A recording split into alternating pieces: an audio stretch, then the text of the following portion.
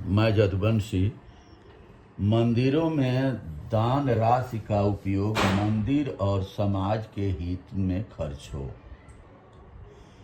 हिमाचल उच्च न्यायालय ने अपने एक निर्देश में मंदिर की संपत्ति देवी देवताओं के नाम किया है और सरकार द्वारा इसके किसी भी तरह के उपयोग पर रोक लगा दी है। कई बार हम धर्म को इतने संकीर्ण नज़रिए से देखते हैं कि इस तरह के फैसलों का समर्थन करने लगते हैं, जबकि धर्म का असली मकसद मानवता की भलाई है। इसका अर्थ है कि धार्मिक कामों से जमा की गई रकम मानव कल्याण में ही खर्च की जानी चाहिए, मगर वास्तव में ऐसा नहीं हो पाता। वर्तमान में यदि सबसे ज़्यादा धन कहीं है तो मंदिरों के पास ही है। ये धन दौलत मानव कल्याण के काम में आ सकते हैं। इनसे कई अस्पताल, स्कूल और जन कल्याण के संस्थान खड़े किए जा सकते हैं। यह सब करना इसलिए भी जरूरी है क्योंकि देश की एक बहुत बड़ी आबादी गरीबी से जूझ रही है।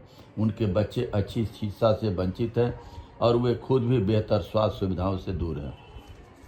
निजी स्कूल और निजी अस्पताल इतने महंगे हैं कि देश की बड़ी आबादी इनका लाभ नहीं उठा पाती।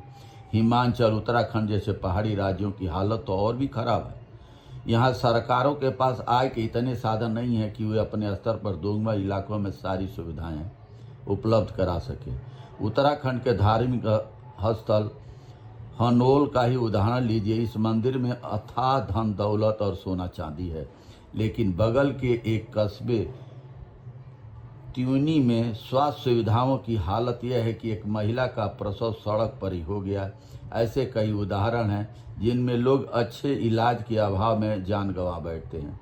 विडंबना यह है कि पहाड़ी इलाकों के लोग भव्य मंदिर बना रहे हैं, चढ़ावा भी लाखों करोड़ों में है, पर लोग मूलभूत सुविधाओं के लिए सरकार की तरफ टकटकी लगाए देखते रहते हैं। यही कारण है कि ज़्यादातर मंदिरों की संपत्ति भ्रष्टाचार की भेंट चढ़ जाती है। इनकी प्रबंधन समितियों में कुछ स्वर्ण जात के लोग ही शामिल होते हैं, जो पुजारी से लेकर चौकीदार तक की नियुक्ति करते हैं और निर्माण संबंधी ठेके अपने सगे संबंधियों में बांटते हैं। इन समितियों में बैठे लोग इतने ताकतवर होते हैं कि सरकारी अधिकारी भी इन पर किसी तरह की कार्रवाई करने से डरते हैं।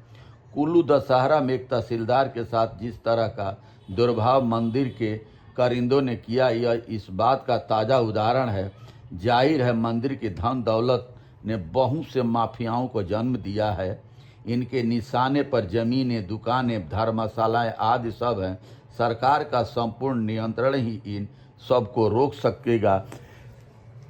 और सबसे अच्छी बात है कि तो इसका ट्रस्ट बना करके और इस मंदिर की भी देख रेख जरूरी है। पूजा पाठ में भी देख रेख, देवी देवताओं के पूजा पाठ में भी खर्च होता है, मगर इन पैसों का, मंदिरों का पैसे को गांव के विकास, वहाँ स्कूल, शिक्षा और आपका हॉस्पिटल, इनके लिए बहुत ज़रूरी है गांव में। क्यों? आकि अगर स्कूल बढ़िया होगा तो शिक्षक भी वहाँ पढ़ाएंगे, अपने बच्चों को भी पढ़ाएंगे। अगर स्कूल बढ़िया होगा तो स्वास्थ्य, डॉक्टर जो भी वहाँ स्टाफ हॉस्पिटल बनेगा वहाँ रहेगा तो उनके भी बच्चे वहाँ पढ़ेंगे।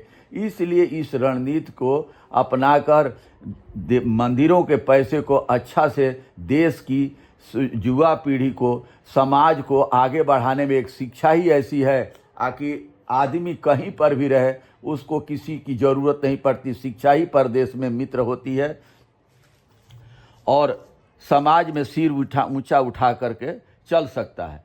इसीलिए ज़्यादा से ज़्यादा पैसा जो भी है मंदिर के दान देश भर में है, दक्षिण भारतीय हो चाहे उत्तर भारतीय हो, सभी मंदिरों में अथाह धन है। उन पैसों को शिक्षा पर और सरकारी हॉस्पिटलों पर, इन पर खर्च होना चाहिए। बहुत बहुत धन्यवाद। नमस्कार, प्रणाम।